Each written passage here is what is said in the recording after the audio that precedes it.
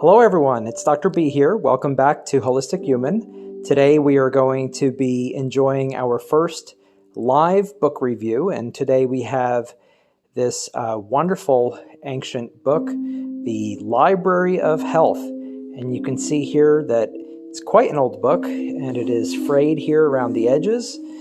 Here on the front, you can see that it says, "You can do nothing to bring the dead to life, but you can do much to save the living from death." And you can see these amazing carvings, imprints around the edges here. Be really careful with this book not to damage it more than it already is. You can see how thick it is. Gosh, it must be about 8 inches thick here. 6 to 8 inches, and it's about 20 pounds heavy, I think, here. And we open it here, and you can see the first inscription inside is the same as the cover, with the addition of "Proper knowledge in the prevention of disease is one of the greatest safeguards for the protection and preservation of the home."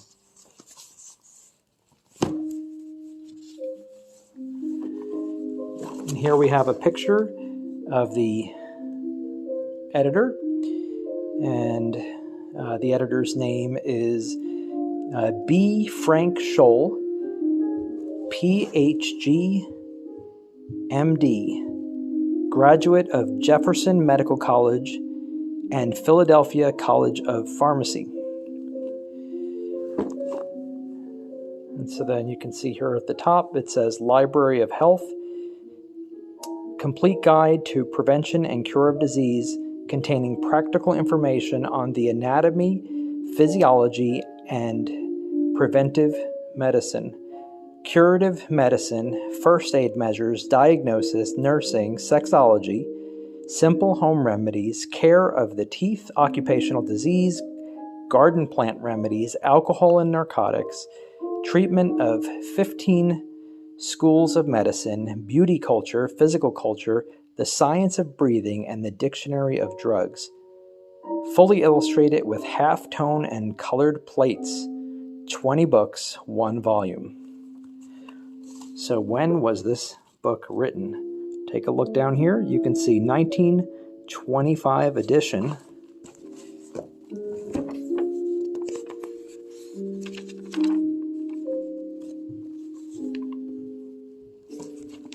It looks like it was, you can see here, it was originally written in, sorry, it's a little bit blurry there, originally written in 1916.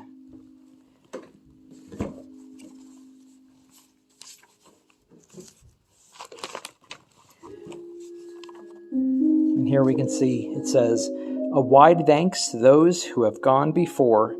The use of home medical books has now become general, and they are recognized as being just as essential to the protection of the family, the care of health, and the prevention of disease, the care of the young child, in giving assistance in the absence of the doctor, and in preventing unnecessary sickness and suffering, and the saving of life itself, as the scientific textbooks are essential to the physician. This knowledge is not intended to make doctors out of laymen or to encourage self-medication except in emergency.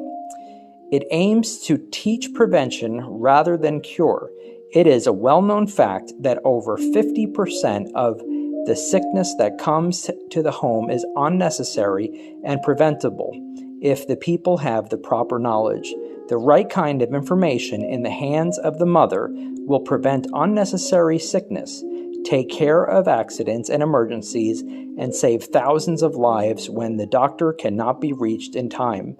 It also teaches the care and nursing of the sick and the rearing of children in thousands of homes that cannot afford the professional nurse.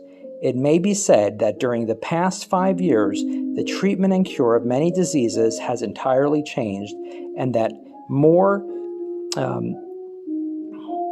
important discoveries and new and successful methods for the curing of disease have been proven and adopted during this time than in any similar period during the past century.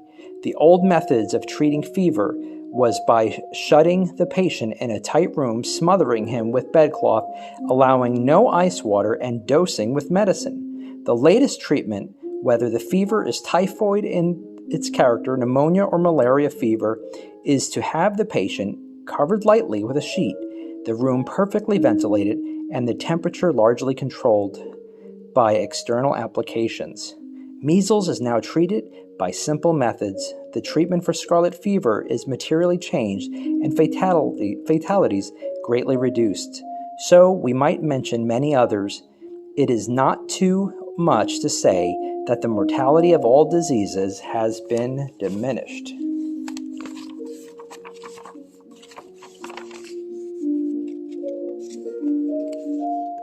Pages are kind of stuck together here, and we have to be very careful turning these pages not to rip them.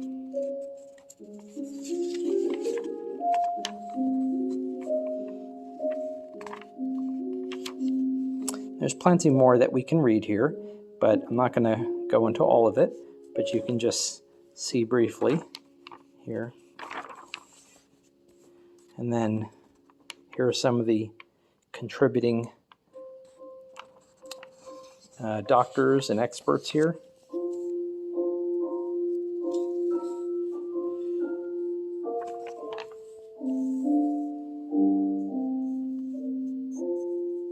Important, read carefully. Here we have book 1, Human Body, and this book is really, gosh, we have to be so careful not to break the binding here.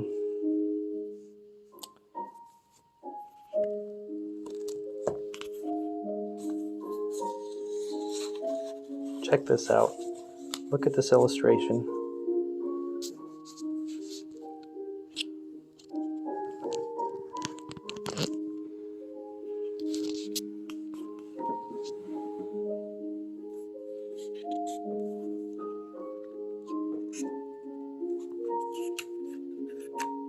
You can see that this is layered. Show the different parts of the brain. I mean, this was really cutting edge in its time. Look at this. It's literally like dissection here in a textbook that was made for the common people, putting medicine in the hands of the average person.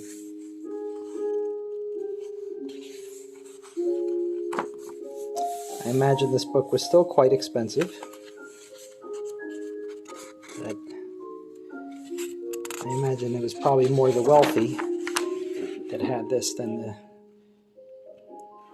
the average. Look at this.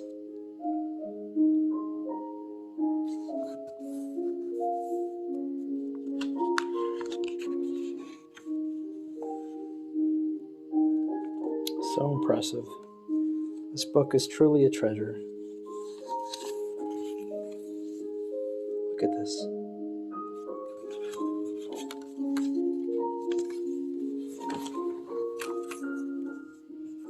In all honesty, I didn't even know this book existed until recently. It was given to me as a gift from my wife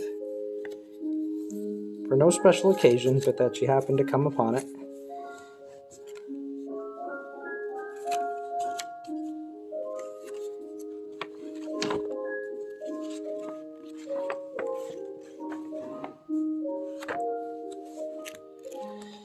I'm not sure how many times I'll be going through this book again, because I really feel like it's barely staying together, but I just want you to have a chance to see this book, and we can immortalize it here on video.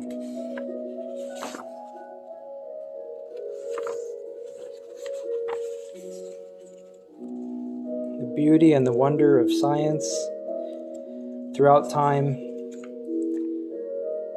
They didn't have all the answers, but they sure learned a lot in the early 1900s, kind of the beginning of the golden age of medicine.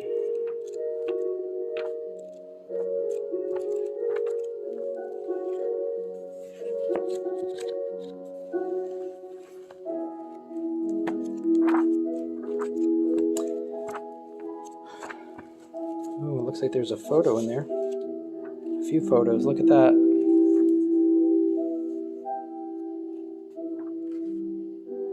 Wow.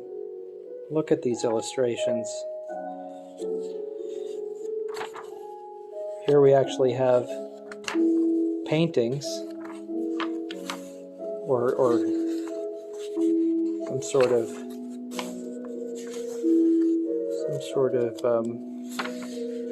kind of cartoon drawings here. Really well done. And then we go right into these photos here. Look at that.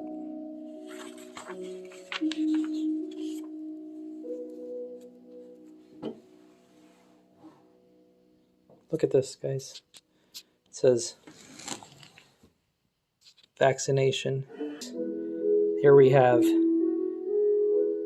the first photo is the inflamed condition following vaccination, and then the way vaccination was supposed to look back in the day, back in 1916, 1920s. Perfect mark, it says. Can you imagine?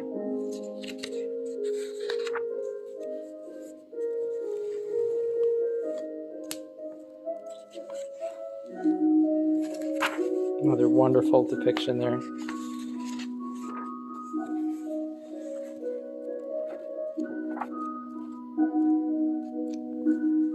Wow. Look at the heart there. Wow, look at that.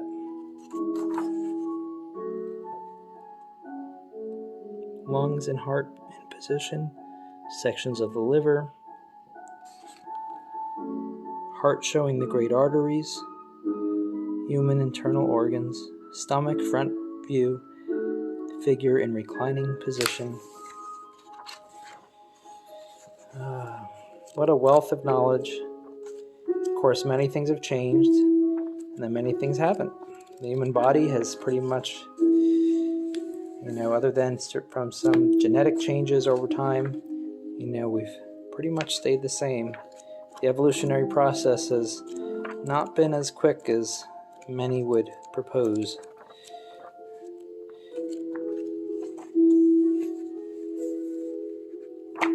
And really, the genetic changes that we see are primarily known as mutations, not changes for the better.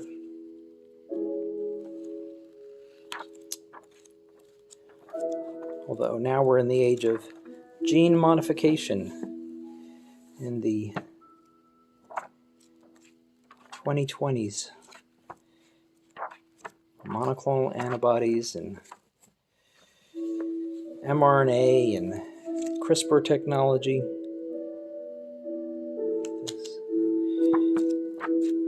They couldn't have even imagined such things back then.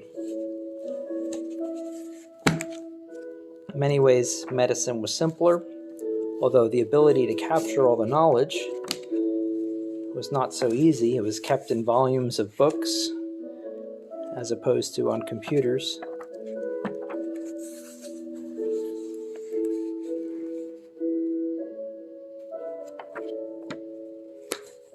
Wow, now we're getting into herbs, medicinal plants. Folks, as much as I want to care for this book, I'm going to have to take some time to read through it. I'll do so carefully, but it's really a treasure. I may be able to find a digital version, which that would be a nice way to go through it. Wow, look at this.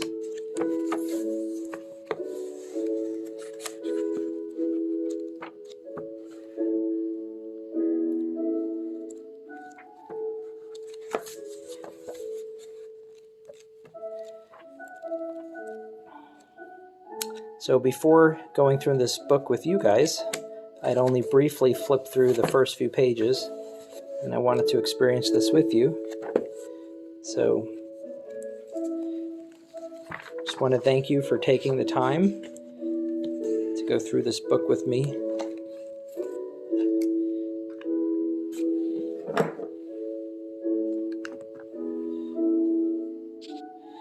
Together, may we save many lives, and may we live the most holistic, healthy, fulfilled, and blessed lives we can. Have a blessed day, blessed evening, and may everything go your way. Be well.